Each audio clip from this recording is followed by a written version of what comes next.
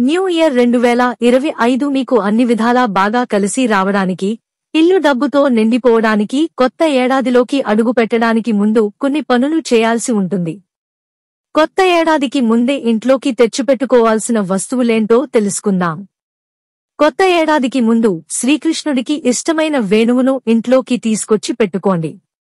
వాస్తు శాస్త్రం ప్రకారం ఇంట్లో వేణువును ఉంచడం వల్ల వాస్తు దోషాలు తొలగిపోతాయి. ఇల్లు సుఖసంతోషాలతో నిండుతుంది.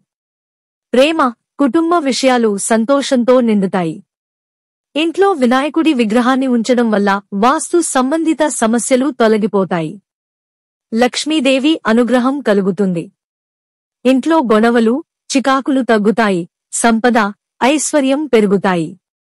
వినాయకుడిని పూజించడం వల్ల శివకుటుంబంలోని అన్ని దేవతల అనుగ్రహం లభిస్తుంది. కనుక కొత్త సంవత్సరానికి ముందే ఇంట్లోకి వినాయకుడి విగ్రహాన్నింట్లో తెచ్చిపెట్టుకోండి. ఇంట్లో నెమలి ఈకలను ఉంచడం వల్ల పాజిటివ్ ఎనర్జీ వస్తుంది. మీ ఆదాయం, అదృష్టం పెంచుకోవాలంటే కొత్త సంవత్సరానికి ముందు నెమలి ఈకలను ఇంటికి తెచ్చుకోండి. అలాగే నూతన సంవత్సరం మొదటి రోజు పూజ చేసిన తర్వాత నెమిలి ఈకను భద్రంగా దాచిపెట్టుకోండి.